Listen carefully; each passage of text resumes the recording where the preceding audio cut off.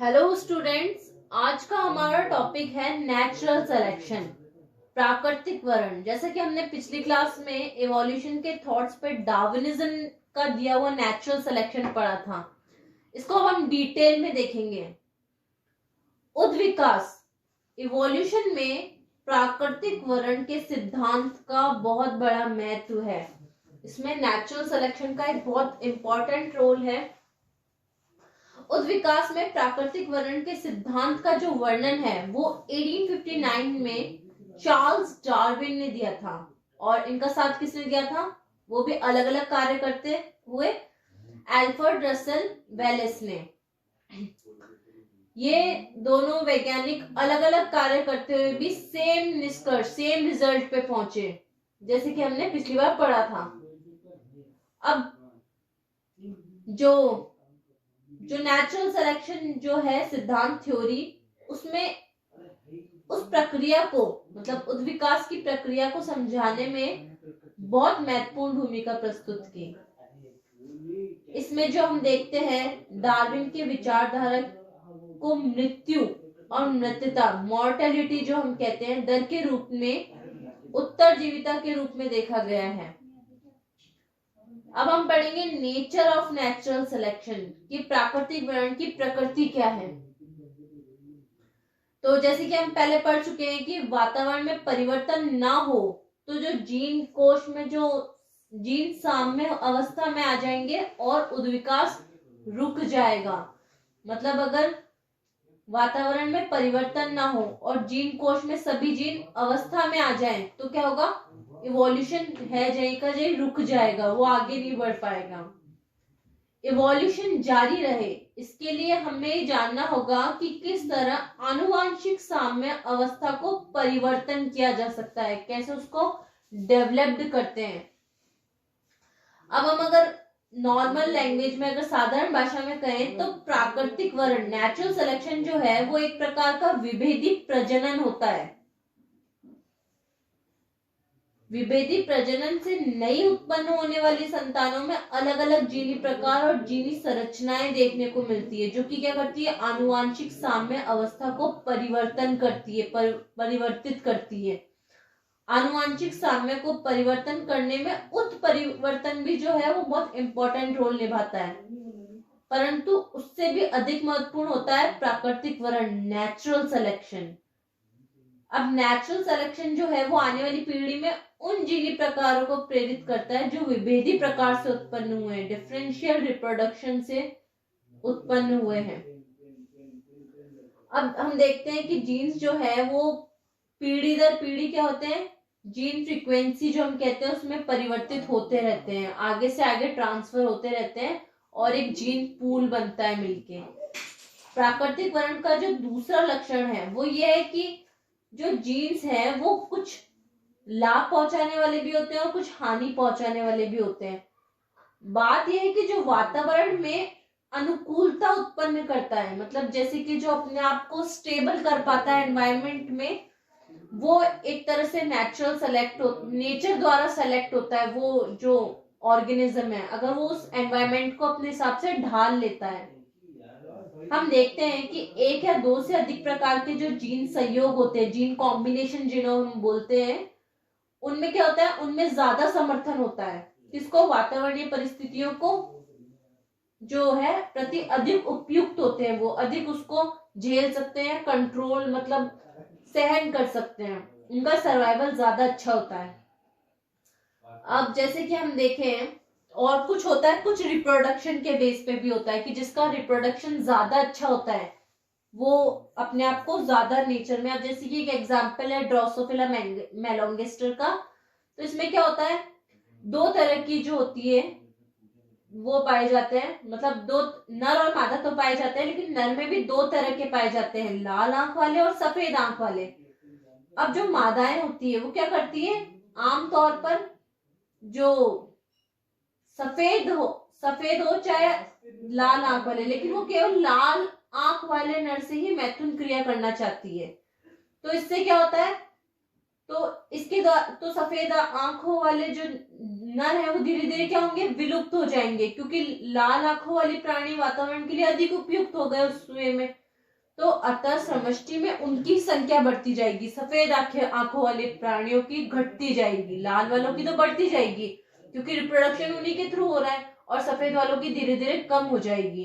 तो ऐसे जो हम कहते हैं डिफरेंशिएशन रिप्रोडक्शन जिसे हम कहते हैं, वो भी एक नेचुरल सिलेक्शन में बहुत इंपॉर्टेंट रोल निभाता है। अब हम देखेंगे कि नेचुरल सिलेक्शन वर्क कैसे करता है, इसकी वर्किंग कैसे होती है।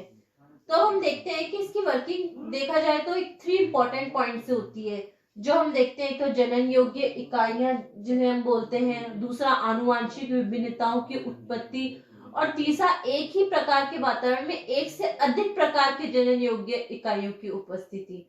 अब हम देखते हैं कि जो जनन इकाइयां हैं वो प्राकृतिक वर्ण में प्रारंभिक इकाई मानी जाती है। देखा जाए तो नेचुरल सिलेक्शन में वो एक फर्स्ट जो हम बोलते हैं मेथड वो माना जाता है।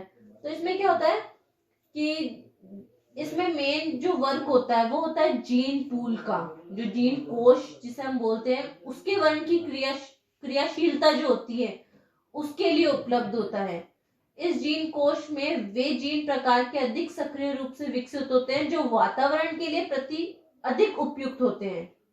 इस तरह जो जीन प्रकार होता है जीनोटाइप, उसमें क्या होता है जो धारक प्राणी होते हैं वो कम उपयुक्त जीन प्रकार के धारक प्राणियों की तुलना में अधिक विकसित हो जाते हैं, और अधिक उपयुक्त जीनी प्रकार वाले प्राणियों की संख्या भी बढ़ती जाती है, और जो कम उपयुक्त वाले प्राणी उनकी संख्या धीरे धीरे कम होती जाएगी। अब हम देखते हैं, और विभिन्नताएं जो होती है वो भी अधिक से अधिक होती जाएगी। जो आनुवांशिक विविधताएं होती है वो एक समष्टि से दूसरी समष्टि में सहयोगी समष्टि में पृथक हो जाती है रिप्रोडक्शन के थ्रू। अब हम देखते हैं कि टाइप्स ऑफ ये तो हमने देखा कि नेचुरल सिलेक्शन वर्क कैसे करता है। इसके अलावा हम देखेंगे कि नेचुरल सिलेक्शंस के टाइप क्या हैं। जैसे पहला है स्टेबलाइजिंग और नॉर्मल सिलेक्शन, जो जिसे हम बोलते हैं स्थिर या सामान्य वर्ण। दूसरा है दिशात्मक और अग्रगामी वर्ण, डायरेक्शनल एंड प्रोग्रेसिव सिलेक्शन। और तीसरा है डिस्ट्रप्टिव सिलेक्शन, छित्रित वर्ण। अब स्टेबलाइजिंग और नॉर्मल सिलेक्शन क्या है? इसमें क्या होता है जब स्थिर और सामान्य जो वो हो जाता है कि स्टेबल जो हम कहते हैं कि जब धीरे धीरे इवोल्यूशन होता है, या फिर हम कहें कि धीरे धीरे जब रिप्रोडक्शन होता है, तो जो ऑर्गेनिज्म या हम कहें जो प्राणी अपने आप को उस एनवायरनमेंट में स्टेबलाइज कर लेता है, स्टेबल कर लेता है, वो नेचर के थ्रू सेलेक्ट हो जाता है और सरवाइव कर जाता है। अपन इसका एक एग्जांपल देखते हैं, पैनेक्सिया डोमिनुला। अब ये एक प्रजाति थी जिसमें पीले रंग और सफेद रंग वाली प्रजातियां पाई जाती है। ये प्रजाति जो ही पीले रंग वाली प्राप्त हुई, और इस प्रजाति को ब्रिटेन के क्षेत्र में छोड़ दिया गया, जहां पर क्या हुआ सिर्फ सफेद पंख वाली ही प्रजातियां थी। तो ये अधिक समय तक क्या कर पाई, वहां वन्य प्रकार के शलभों में साथ संकरण नहीं कर पाए। तो 5 वर्षों बाद देखा गया कि सफेद पंख की जो शलभ है, जो ये पैनेक्सिया डोमिनुला जो वैरायटी है, वो सफेद पंख वाली उत्पन्न होने लगी, और धीरे धीरे येलो क्या हुई, कम होती गई।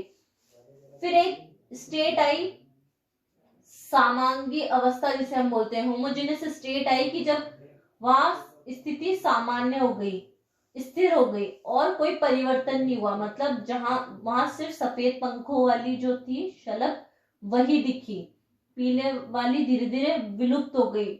जो सफेद वाली उसने एनवायरनमेंट को स्टेबलाइज कर लिया, और जिनमें काफी समय तक क्या हुआ, कोई परिवर्तन नहीं होता। ऐसी परिस्थितियों को हम क्या बोलते हैं, स्थिर और सामान्य वर्ण सक्रिय होता है। अब हम दूसरे मतलब जो टाइप की बात करें नेचुरल सिलेक्शन की, तो वो है डायरेक्शनल एंड प्रोग्रेसिव सिलेक्शन।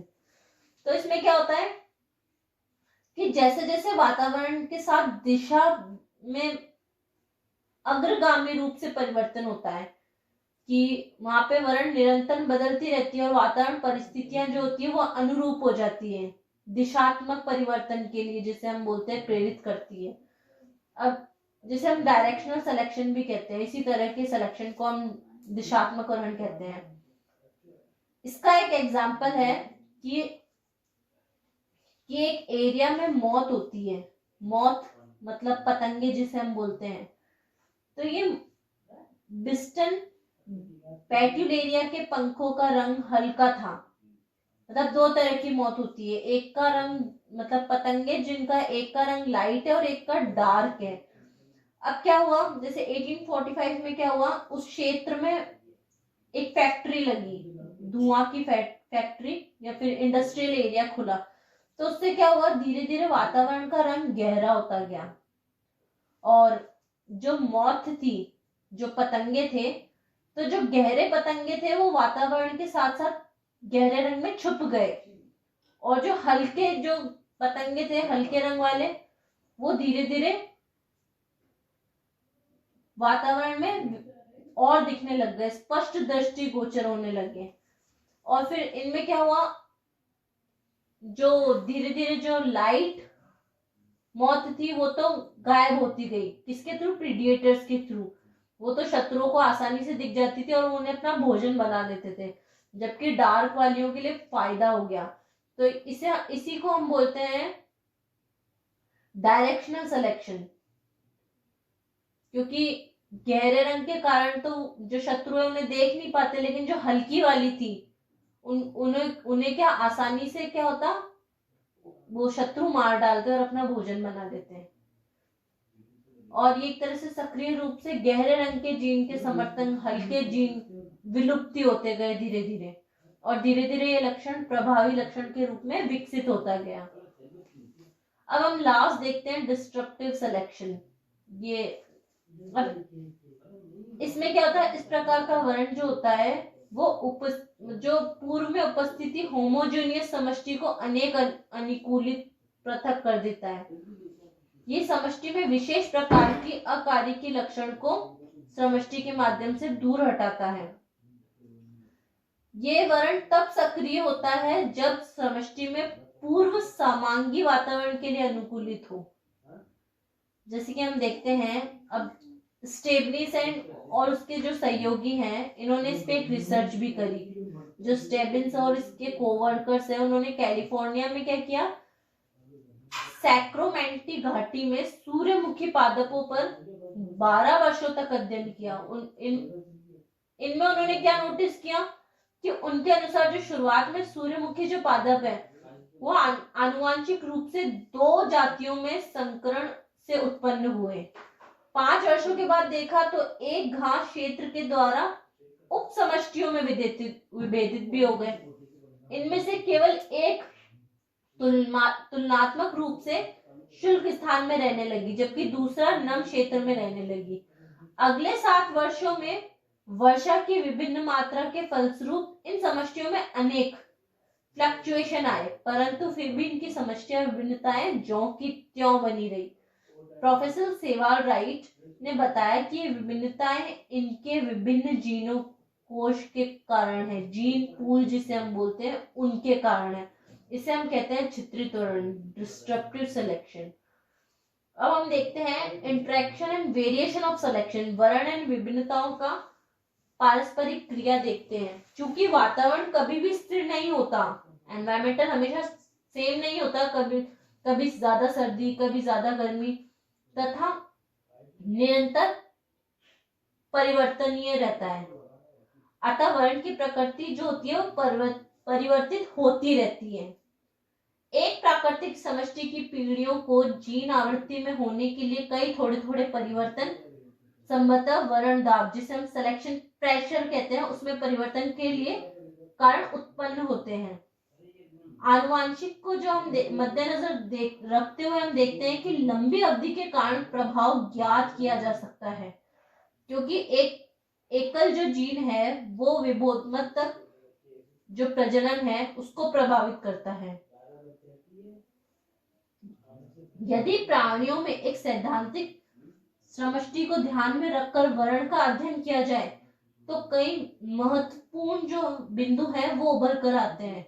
माना कि जब प्रथम बार इस पर समष्टि का अध्ययन करते हैं तो जीन 1 से 2 विकल्पी जीन एलिल पाए जाते हैं, जैसे A1, A2, हम बोलते हैं जीन एलिल्स एक पेयर होता है कि जीन्स में दो तरह के एलिल्स प्रेजेंट होते हैं। जैसे एक का नाम हुआ A1 A2, ये दोनों एलिल क्या करते हैं, साथ में वर्क करते हैं और साथ में जो जंतु है उसके नेचर को वो करते हैं। एलिल्स क्या करते हैं, उसके कैरेक्टर को बढ़ाने में या फिर क्या कहते हैं, मतलब उसके कैरेक्टर्स को कंट्रोल करने में हेल्प करते हैं। जो एलिल्स होते हैं जीन पे दो तरह के एलिल्स होते हैं, तो एक सप्रेसिव भी हो सकता है और दूसरा डोमिनेंट भी हो सकता है, तो वो उसके कैरेक्टर को कंट्रोल करते हैं।